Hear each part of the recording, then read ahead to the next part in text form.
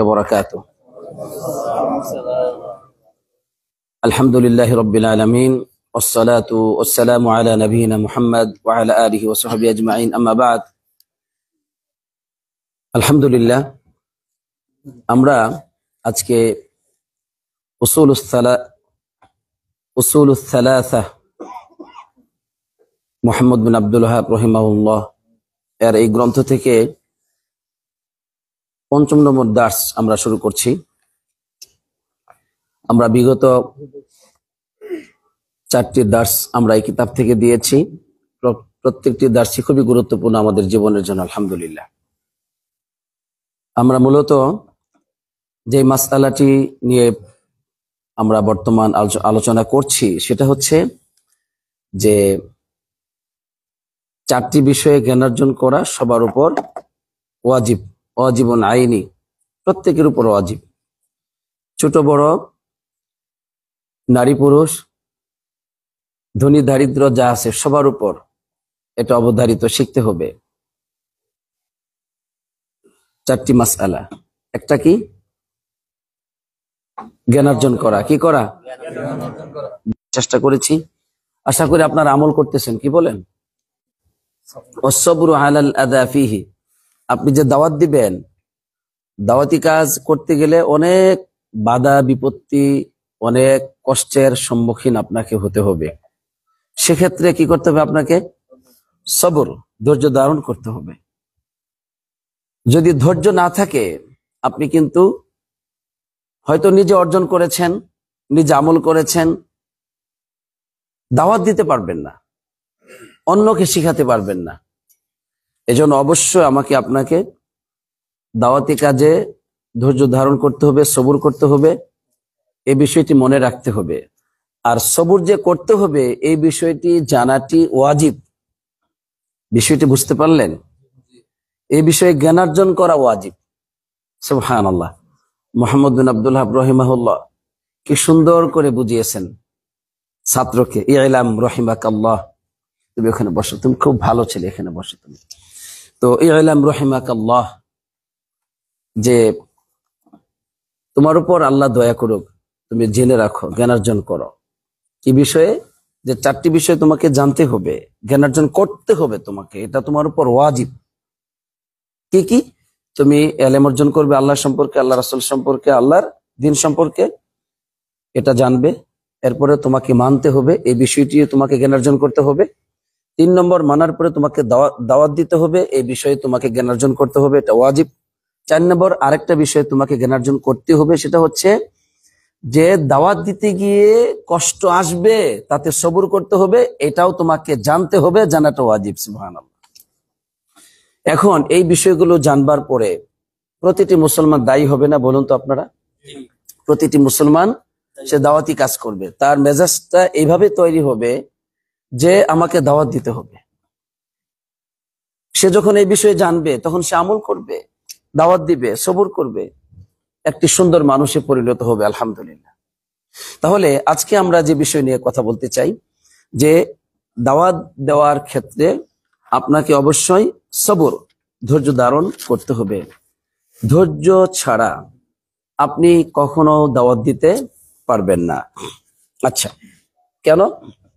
কারণটা হচ্ছে, আপনি যখনই আল্লাহ তাআলা সম্পর্কে জ্ঞানকে, আল্লাহর নবী সম্পর্কে জ্ঞানকে, আল্লাহর দ্বীন সম্পর্কে জ্ঞানকে যখনই আপনি অন্যের কাছে এই নিয়ামতকে, এই আলোকে পৌঁছে দিতে যাবেন, তখন সমাজের মানুষগুলো একই রকম সবাই না। সেখানে অনেক বিভিন্ন রকম মানুষ রয়েছে। সেখানে কেউ বদমেজাজি, কেউ খুব খারাপ মানুষ, ষড়যন্ত্রকারী, এরকম বিভিন্ন ধরনের লোক আছে। আবার ভালো মানুষও আছে যারা আপনার এই দাওয়াতি গ্রহণ করবে। তো এই ময়দানটা হচ্ছে এমন একটি ময়দান যে সেখানে বিভিন্ন ধরনের মানুষ আল্লাহ রাব্বুল আলামিন সৃষ্টি করেছেন। তো তাদের মাঝে আপনি এই দাওয়াতকে পৌঁছে দিবেন, তো বিষয়টা সহজ নয়। এজন্য সবর ব্যতীত আপনি কোনোদিন দাওয়াতি কাজ করতে পারবেন না। কারণ সবাই যে আপনাকে সাদরে গ্রহণ করবে বিষয়টি এমনটি নয়, বরং অনেকে আছে যারা আপনাকে কষ্ট দিবে, আঘাত করবে, অপবাদ দিবে, বিভিন্ন রকম তহমত দিবে, এক্ষেত্রে আপনাকে সবর, ধৈর্য ধারণ করতে হবে। এখন এই দাওয়াতি কাজের বিষয়টা আমরা শুধু দাওয়াতের যে ময়দান, বড় বড় ময়দান, সমাজ, রাষ্ট্র, এগুলোকেই আমরা সীমাবদ্ধ রাখবো না, বরং তার চাইতে আরো গুরুত্বপূর্ণ বিষয় হচ্ছে নিজের পরিবার। কোথায় বলুন তো? নিজের পরিবার, নিজের পরিবার, নিজের ঘর, এটা হচ্ছে দাওয়াতি কাজের জন্য সবচেয়ে গুরুত্বপূর্ণ ময়দান, গুরুত্বপূর্ণ জায়গা আপনার জন্য, আলহামদুলিল্লাহ।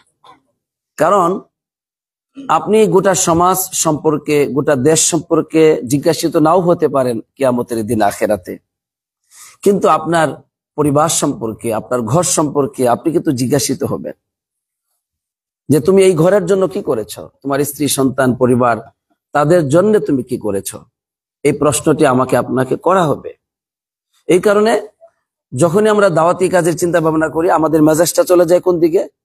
ওই 100 কিলোমিটার দূরে যে মসজিদ আছে ওই এলাকাতে। আমাদের চিন্তা চলে যায় কোথায়? ও যে পাহাড়ি অঞ্চল আছে সেখানে, রাঙ্গামাটিতে। তো ভালো, যান, কিন্তু আপনার ঘরের খবর কি? ওইটা কে করবে? এই জন্য আমি যখন কথা বলবো দাওয়াতি কাজ সম্পর্কে বা কোরআন এবং সুন্নায় যত দাওয়াতি কাজের ব্যাপারে কথা পাবেন, তখন সর্বপ্রথম আপনি নিয়ে আসবেন নিজের ভিতরে, নিজের পরিবারের মধ্যে।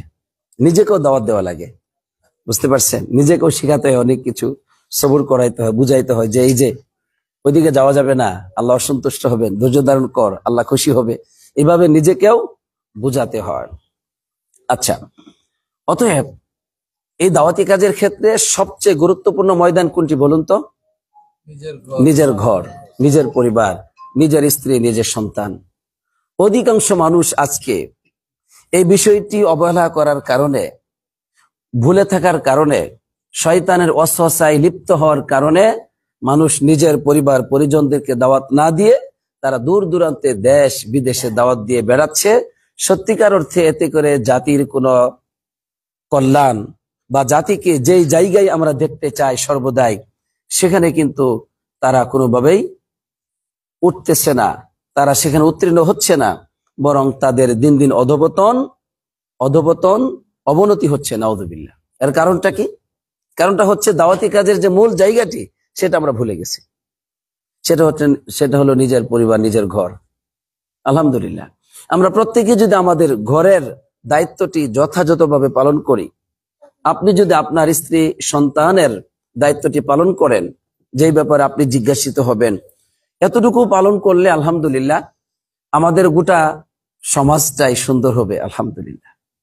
ওই যে বাজারে যে মানুষগুলো দেখতে পাচ্ছেন যারা খারাপ কাজে লিপ্ত, ওই যে রাস্তাঘাটে যুবকগুলো দেখতে পাচ্ছেন যারা বিভিন্ন অন্যায়, অশ্লীলতার মধ্যে, বিভিন্ন অপরাধের সাথে জড়িত, ওইগুলি কিন্তু সন্তান।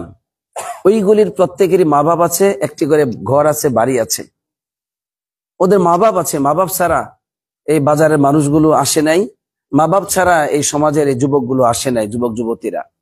সুতরাং বাড়িতে যদি দাওয়াতি কাজটা থাকতো, তাহলে এই সমাজে এত অধপতন, এত অন্ধকার, এত ধ্বংস নেমে আসতো না। তাই আল্লাহ তাআলা আমাদেরকে বলে দিয়েছেন, ইয়া আইয়ুহাল্লাযীনা আমানু কু আনফুসাকুম ওয়া আহলিকুম নারা, হে বিশ্বাসীগণ, তোমরা নিজেরা নিজেদেরকে জাহান্নাম থেকে বাঁচাও এবং ওয়া আহলিকুম নারা, আর তোমাদের পরিবার পরিজনদেরকে বাঁচাও। কাদেরকে বাঁচাও? পরিবার পরিজনদেরকে জাহান্নাম থেকে বাঁচাও। এই সম্বোধনটা প্রতিটি মুমিন নরনারীকে আল্লাহ তাআলা করেছেন যে নিজে বাঁচো আর পরিবার পরিজনদেরকে তোমরা বাঁচাও। সুবহানাল্লাহ। এখন আল্লাহ বললেন পরিবার পরিজনদেরকে বাঁচাও, এই দায়িত্বটি পালন না করে আমরা বলতেছি, আরে আজকে ফ্রান্সে মানুষের যে অবস্থা, তারা দিন মানতেছে না, সেখানে দাওয়াতি কাজ করার জন্য যাওয়া দরকার, অবশ্যই যাওয়া দরকার। কিন্তু নিজের পরিবার ঠিক হয়েছে তো? যে না, ঠিক হয় নাই, তাহলে আগে সেখানে যাবে না, তুমি এখানে কাজ করো। নিজের স্ত্রী সন্তান পরিবার ঠিক, এবার ফ্রান্সে নয়, আগে সমাজ ঠিক করো। সমাজ, আল্লাহ বলেছেন মুহাম্মদ সাল্লাল্লাহু আলাইহি ওয়াসাল্লামকে, ওয়ানজির আশীরাতাকাল আকরাবিন, তুমি তোমার আকরাব যারা, নিকট আত্মীয় স্বজন যারা আছেন, তাদেরকে তুমি ভীতি প্রদর্শন করো। আল্লাহ তাআলা মুহাম্মদ সাল্লাল্লাহু আলাইহি ওয়াসাল্লামকে নিজের আত্মীয় স্বজন এই কুরাইশ বংশকে দাওয়াত দিতে বললেন, আগে তায়েফে যেতে বলেন নাই। তাইফে পড়ে গেছেন, কিন্তু আগে সফাতে দাঁড়িয়ে এই আয়াত নাজিল হওয়ার পর তিনি সবাইকে ডেকেছেন। সফা পাহাড়টা দেখেছেন না মক্কাতে? আমরা কিন্তু দেখেছি একটা সময়, এখন তো পাহাড়ের চিহ্ন নেই, কিন্তু একটা সময় মোটামুটি পাহাড়ের মতোই ছিল, আগে হয়তো আরো ছিল।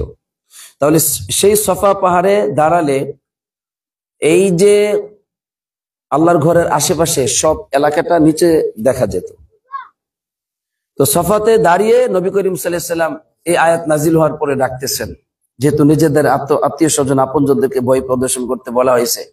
তখন তিনি বলতেছেন, ইয়া মাশারা কুরাইশ, হে কুরাইশ সম্প্রদায় শোনো, ইস্তারু আনফুসাকুম লা উগনি আনকুম মিনাল্লাহি শাইআ, তোমরা নিজেরা নিজেদেরকে জাহান্নাম থেকে বাঁচাও।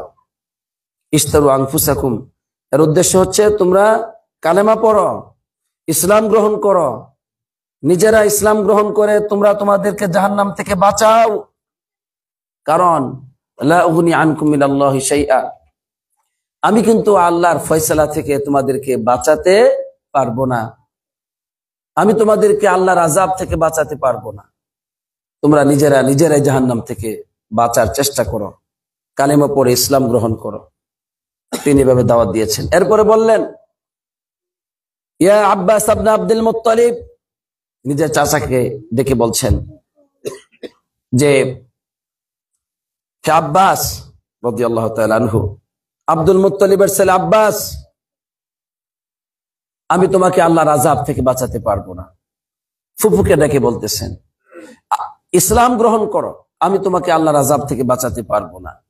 এভাবে তার আপনজনদেরকে ডেকে ডেকে তিনি দাওয়াত দিচ্ছেন। পরিশেষে ইয়া ফাতিমা বিনতা মুহাম্মদ সাল্লাল্লাহু আলাইহি সাল্লাম, হে ফাতিমা, মুহাম্মদ সাল্লাল্লাহু আলাইহি সাল্লামের মেয়ে শোনো, সালিনি মিন মালি মা শি'তি লা উগনি আনকি মিনাল্লাহি শাইআ, আমার ধন সম্পত্তি থেকে তুমি যা কিছু চাওয়ার চেয়ে নাও, আমি কিন্তু তোমাকে আল্লাহর আযাব থেকে বাঁচাতে পারবো না। এভাবে তিনি তার আপনজনদেরকে দাওয়াত দিয়েছেন। আমার প্রিয় ভাই বোনেরা, এজন্য আমাদেরকে স্ত্রী, সন্তান, স্বামী, সন্তান এদের মাঝে দাওয়াতি কাজ করতে হবে। এরপরে নিজের আশেপাশে আপনজন, এরপরে অন্য সমাজ, এরপরে অন্য রাষ্ট্র।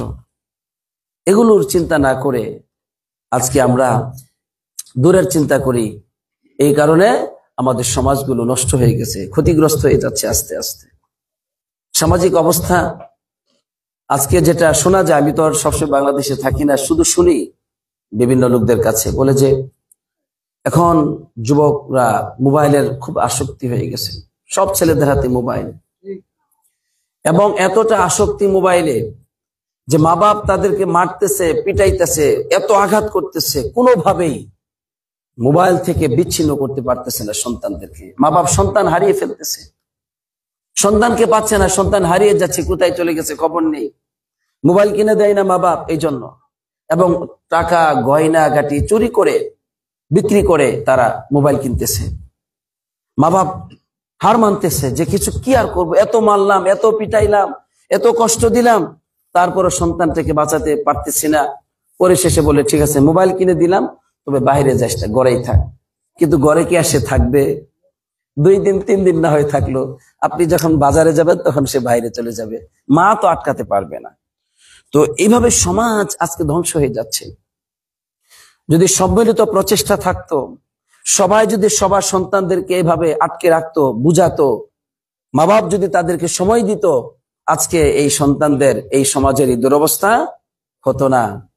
তাহলে আমাদেরকে করতে হবে কি? দাওয়াত দিতে হবে পরিবারকে। কি করতে হবে বলো? পরিবারকে দাওয়াত দিতে হবে। আর এই দাওয়াত দিতে গেলেই সবুর করতে হবে। কি করতে হবে? সবর, ধৈর্য ধারণ করতে হবে। ধৈর্য ধারণ ব্যতীত আপনি আপনার সন্তানদেরকে কিছুই শিখাতে পারবেন না। ধৈর্য ধারণ ব্যতীত আপনি আপনার স্ত্রীকে কিছুই শিখাতে পারবেন না। ধৈর্য ধারণ ব্যতীত আপনি আপনার স্বামীকে, আপনার সন্তানদেরকে কিছুই শিখাতে পারবেন না। ধৈর্য ব্যতীত হে শিক্ষক, শিক্ষিকা, তোমরা তোমাদের ছাত্র ছাত্রীদেরকে কিছুই শিখাতে পারবে না। হে দায়ী, তোমাকে বলছি, তোমার দাওয়াতি কাজে তুমি সফলকামী হতে পারবে না যদি সবুর এবং ধৈর্য ধারণ না করো। সুতরাং দাওয়াতি কাজে সবুর অবশ্যই করতে হবে। সবুর অর্থটা কি? ধৈর্য আমরা এক কথায় বুঝি, ধৈর্যটা আমরা বুঝি, কিন্তু উলামায়ে কেরামগণ এর সবুরের যে ব্যাখ্যাটা দিয়েছেন সেটা হলো যে হাবসুন নাফস, নিজের আত্মাটাকে মানে ধরে রাখা, আটকে রাখা।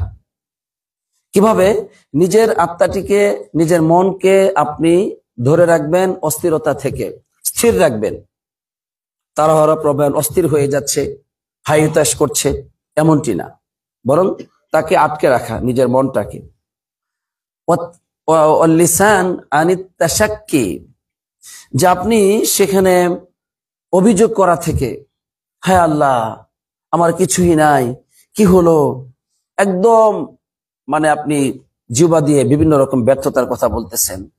আমার বাচ্চারা, তাদেরকে কিছুই শিখাতে পারলাম না, এরপরে এটা সেটা বিভিন্ন রকম, সমাজের মানুষগুলো ধ্বংস হয়ে গেল, আমার দাওয়াত মানে না, আমার কথা শুনে না, খুব হতাশা কথাবার্তা, যেটা এগুলো বলা যাবে না। এগুলো বলা থেকে আপনার জবানটাকে হেফাজত রাখবেন, থামিয়ে রাখবেন, বন্ধ করে রাখবেন, এটা সবুর। আর কি? ওয়াল জাওয়ারিহ আন লাতমিল খুদুদ, অঙ্গ প্রত্যঙ্গকে সবুর করানো। সেটা কিভাবে? দেখা যায় ওই গাল থাপড়ানো, গাল চেপে ধরা, থাপড়ানো, যে হাই কি হলো, এগুলো সবুরের বিপরীত। এই জন্য এগুলো করবেন না। এবং ওয়াশাক্কু সিয়াব, কাপড়কে ছিঁড়ে ফেলা, মানে পাগলের মতো অস্থির হয়ে গেছেন, কাপড় চোপড় ছিঁড়ে ফেলতেছেন, গাল থাপড়াচ্ছেন, হাই হুতাশ করতেছেন, বুকে আপনি থাপড়াচ্ছেন, এগুলো সবই সবুরের বিপরীত। বরং আপনার জবান থাকবে স্থির, অঙ্গ প্রত্যঙ্গ থাকবে স্থির, মন স্থির, সবকিছু স্থির করে আপনি আশা নিয়ে কাজ করবেন, এটা সবুর, এটা দরকার। এখন আল্লাহ তৌফিকে যদি আপনি সবুর করতে পারেন, আলহামদুলিল্লাহ, আল্লাহ আপনাকে সফলতা দিবেন, আলহামদুলিল্লাহ। এজন্য শাইখুল ইসলাম ইবনে তাইমিয়া রাহমাতুল্লাহ আলাইহি তিনি বলেছেন, যাদের মধ্যে দুটো গুণ পাওয়া যাবে তারাই অনুসরণীয় ব্যক্তি হবে। পৃথিবীতে সবাই অনুসরণযোগ্য, অনুসরণীয় ব্যক্তি হতে পারে না। যাদের মধ্যে দুটো গুণ থাকবে, একটা হচ্ছে সবর, ধৈর্য, দুই আল ইয়াকিন, বিশ্বাস। সবর করবেন জীবনের সকল ক্ষেত্রেই, বিশেষ করে দাওয়াত এবং তাবলীগের ক্ষেত্রে। আর কি? সবর করতে হবে আপনাকে, কি বল, ইয়াকিন করতে হবে আল্লাহর ওয়াদার ব্যাপারে। আল্লাহ অবশ্যই আমাকে সফলতা দিবেন, আমার স্ত্রীর সন্তানকে অবশ্যই আল্লাহ তাআলা নেক স্ত্রী, নেক সন্তানে পরিণত করবেন। আমি আশা করি আল্লাহর কাছে আমি যে দাওয়াত দিচ্ছি, আমার এই দাওয়াত অনর্থক, নিরর্থক হিসেবে আল্লাহ নষ্ট করে দিবেন না, বরং এগুলোকে আল্লাহ তাআলা একসময় মূল্যায়ন করবেন, আমার দাওয়াতকে মানুষের কাছে আল্লাহ তাআলা গ্রহণযোগ্যতা দিবেন। এভাবে ইয়াকিন থাকতে হবে, ইয়াকিন, পুরনো ইয়াকিন। তাহলে যার মধ্যে ইয়াকিন আছে আর যার মধ্যে সবুর আছে, বলছে ওই ব্যক্তি কি হবে? জাআলাহুল্লাহু ইমামান ফিদ্দীন, আল্লাহ তাআলা তাকে দ্বীনের মধ্যে ইমাম বানাবেন। এর মানে দ্বীনের মধ্যে তাকে কুদওয়া, অনুসরণীয় ব্যক্তি বানাবেন। তার কথা মানুষ শুনবে, তাকে মানুষ গুরুত্ব দিবে, তার কথা গ্রহণযোগ্যতা আল্লাহ তাআলা দান করবেন। দ্বীনি ব্যাপারে আল্লাহ তাআলা তাকে বিরাট সম্মান মর্যাদা দান করবেন, আলহামদুলিল্লাহ। এই জন্য প্রিয় ভাই বোনেরা, সবুরের ব্যাপক প্রয়োজন, ইয়াকিনের প্রয়োজন। সবুর এবং ইয়াকিন আমাদের না থাকার কারণে আমরা হতাশাগ্রস্ত হয়ে গেছি, আমরা সফলতা থেকে ব্যর্থতার মধ্যে লিপ্ত হয়েছি, নাউজুবিল্লাহ। বিশেষ করে আজকে অধিকাংশ মা বাপ পারিবারিক জীবন নিয়ে তারা হতাশাগ্রস্ত খুব বেশি। প্রতিটি মা বাবার অভিযোগ যে আমাদের সন্তানরা আমাদের কথা শোনে না, আমাদের সন্তানরা অন্যায়, অশ্লীলতা, পাপের মধ্যে লিপ্ত আছে, আল্লাহর অবাধ্যতার মধ্যে লিপ্ত আছে। আর এই বিষয়টি, সন্তানদের আল্লাহর অবাধ্যতা, সন্তানদের পথভ্রষ্টতা, সন্তানদের অন্ধকার জীবনে পথ চলা সবচেয়ে বেশি মা বাপকে কষ্ট দেয়, ঠিক না ঠিক? সবচেয়ে বেশি কষ্ট দেয়। এই জন্য যেহেতু মানুষের জীবনে সবচেয়ে গুরুত্বপূর্ণ সফলতা হচ্ছে বিশেষ করে মা বাবার সন্তানদেরকে সুমানুষ করা, সন্তানদেরকে গঠন করা, এজন্য আপনাদেরকে বলতেছি, ধৈর্য ব্যতীত সন্তানদেরকে আপনি গঠন করতে পারবেন না। তাদের পক্ষ থেকে বিভিন্ন ধরনের খারাপ কিছু দেখতে পাবেন, শুনতে পাবেন। ধ্বংসের একদম শেষ প্রান্তে যেন পৌঁছে গেছে, তবুও হতাশা হবেন না। তবুও দাওয়াত দেওয়া, শিক্ষা দেওয়া, আদর্শ শিখানো বন্ধ করবেন না। তবুও লাইন থেকে তাকে সরিয়ে দিবেন না, আবার ধরে নিয়ে আসবেন। যত যত পথেই সে ফিরে যাক না কেন, আবার ধরে নিয়ে আসবেন। একদিন আল্লাহ তাআলা আপনার এই কষ্টকে মূল্যায়ন করবেন, আপনার এই পরিশ্রমকে মূল্যায়ন করবেন, আপনার দোয়াকে আল্লাহ তাআলা কবুল করবেন। সেই দিন সন্তান সিরাতি মুস্তাকিমের পথের প্রতীক হয়ে যাবে, আলহামদুলিল্লাহ। এখন অধিকাংশ মা বাপ সামান্য এলোমেলো দেখে হয়েছে, যা তোকে দিয়ে হবে না, বাদ দে। কি বুঝলেন আপনি? বাচ্চাকে খুব স্বপ্ন মা বাবার, হাফেজ বানাবে, আলেম বানাবে। হুজুর দোয়া করেন, ছেলের মাদ্রাসায় ভর্তি করছি, ভালো। 3 বছর পর জিজ্ঞাসা করি, কি খবর, আপনার ছেলে হাফেজ হয়েছে? না হুজুর হয়নি। তো কি, ছেলেরা তো গার্মেন্টসে পাঠিয়ে দিছি। কেন? কয় না, পড়ে না, দুষ্টামি করে। এই জন্য পরে দেখলাম যে লাইফটা নষ্ট করে লাভ নেই, গার্মেন্টসে পাঠিয়ে দিছি। ভেরি গুড কাজ করছেন আপনি। এই 3 বছরে আপনি হতাশা হয়ে গেলেন। 30 বছরও তো চেষ্টা করলেন না, 40 বছরও তো চেষ্টা করলেন। আপনি এত তাড়াতাড়ি নেক্সট সন্তান পেয়ে যাবেন? লা ইলাহা ইল্লাল্লাহ। এত দুর্বল মানুষ আবার সফলকামী হবে? কিচ্ছু হবে না এরকম মা বাপ দিয়ে, কিছুই হবে না। অনেক সময় সন্তানদের জীবনে দেখা যায়, সন্তান ধরেন পড়াশোনা করতে দিয়েছেন, হঠাৎ করে সন্তান বিবাহ করে ফেলেছে। এখন মা বাপ করে কি, যে বিবাহ করে ফেলেছে বা বিবাহের জন্য পাগল হয়ে গেছে, এখন আর পড়াশোনা বন্ধ, তাকে আর এখন আদর্শের দিকে কথা বলাও যাবে না, ওকে ছেড়ে দিতে হবে। নাউযুবিল্লাহ। এখনো সফলতা শেষ হয়ে যায়নি, এখনো এই সন্তান নিয়ে আপনি ভালো কিছু আশা এখনো করতে পারেন আল্লাহর তৌফিকে। আপনি কেন ছেড়ে দিচ্ছেন? এখন হতে পারে তার অনেক পাগলামি গুলো এখন ঠিক হয়ে যাবে। সে তো একটা জায়গায় এসে পৌঁছেছে। এখন বিবাহ করলে কি সফলতা শেষ হয়ে গেল? আলহামদুলিল্লাহ।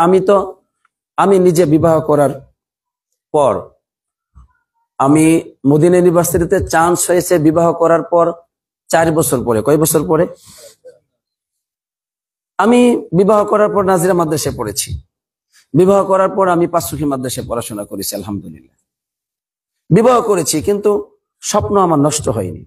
আমার আব্বা মাঝে মধ্যে গিয়ে আমার শ্বশুর বাড়ির একটু টাইট দিতেন, বিশেষ করে আমার শাশুড়িকে বলতেন যে ছেলের পড়াশোনা নষ্ট হলে কিন্তু খবর আছে। মানে কি, জায়গা দিবেন না এখানে, ঠিক আছে? 2 দিন পর পর আমাদের বাড়িতে না গিয়ে এখানে চলে আসবে, জায়গা দিবেন না। এটা খুব আব্বা এটা বলতেন, জায়গা যেন না হয় এরকম। খুব আব্বা, বাড়িতে তো যেতেই পারতাম না মাদ্রাসা থেকে। আমি তো একবার প্রায় চলে যেতাম আর কি। একবার তো শ্বশুর বাড়িতে গিয়েছি, যাওয়ার আগেই শুনি যে আব্বা চলে আসছে শ্বশুর বাড়িতে, ওই যে মাদ্রাসা যেটা। আমি তো ভয়ে চিন্তা করতেছি, আজকে আমার উপায় নেই। পরে যাই হোক, সাক্ষাৎ করলাম আব্বার সাথে ভয়ে ভয়ে, সালাম দিলাম। তেমন একটা খুশি মনে সালামটা নিলেন না, মন খারাপ। পরে এই যে মাদ্রাসা, যে মাদ্রাসা খেদমত আপনারা করতেছেন, আমি করতেছি, এই মসজিদে নামাজের পর আব্বা ইচ্ছা মতো আমাকে ধুলাই করলেন ছাত্রদের সামনে মাদ্রাসার, যে বাবারা পড়াশোনা করবা, ফাঁকিবাজি করবা না, মা বাবাকে ধোকা দিবা না, এগুলো ইচ্ছা মতো বললেন। মানে কাকে বলতেছে তো বুঝতে পারতেছেন। আব্বা খুব ভদ্র টাইপের মানুষ ছিলেন, খুব বুঝতেন। এখন আমার আব্বা কিন্তু আমি বিবাহ করার পরে হতাশা ছেড়ে দেন নাই। তার জীবনের স্বপ্ন ছিল ছেলে হাফিজুল কোরআন হবে, ছেলে আলেম হবে, ছেলে মদিনা ইউনিভার্সিটি পড়াশোনা করবে, ছেলে দায়ী হবে। এই স্বপ্ন কিন্তু তার ছিল। এখন বিবাহ করার কারণে আমার বাবার কিন্তু স্বপ্ন আমার কাছ থেকে উঠে যায় নাই, বরং স্বপ্ন বাস্তবায়নের জন্য তার জায়গা থেকে তিনি চেষ্টা করেছেন, আলহামদুলিল্লাহ। তো তাই আমি আপনাদেরকে বলবো যে সন্তানদের জীবনে অনেক কিছু হয়ে যেতে পারে, অনেক যেগুলো আপনি কল্পনাও করেন নাই, যা বাস্তবতার সাথে কোনো মিল নাই। আপনার সন্তান এমন একটা কাজ করে ফেলেছে, জেলে চলে গেছে। আমি মা বাপকে বলবো, তারপরও হতাশা হবেন না, তারপরও হতাশা হবেন না, তারপরও হতাশা হবেন না। আপনার রব সত্য, আপনি যদি সত্যিকার চেষ্টা করেন, আপনার এই চেষ্টা ব্যর্থ হবে না, আলহামদুলিল্লাহ। জেলখানা থেকে ছাড়া পাবে, হতে পারে জেলখানায় গিয়ে সে সঠিক শিক্ষা পাবে যে আমার মা বাপ যে আমাকে সত্য কথা বলেছিলেন, সৎ পথ দেখিয়েছিলেন, আমি কিন্তু সেটা বুঝি না। আজকে বুঝলাম, বন্ধু বান্ধবদের পাল্লায় পড়ে, খারাপ বন্ধুদের পাল্লায় পড়ে আজকে আমি জেলে আসলাম। তখন সে তার ভুলকে বুঝতে পারবে, এরপরে সে হতে পারে এই মা বাবার আদর্শকে সে গ্রহণ করবে, মা বাবার কথা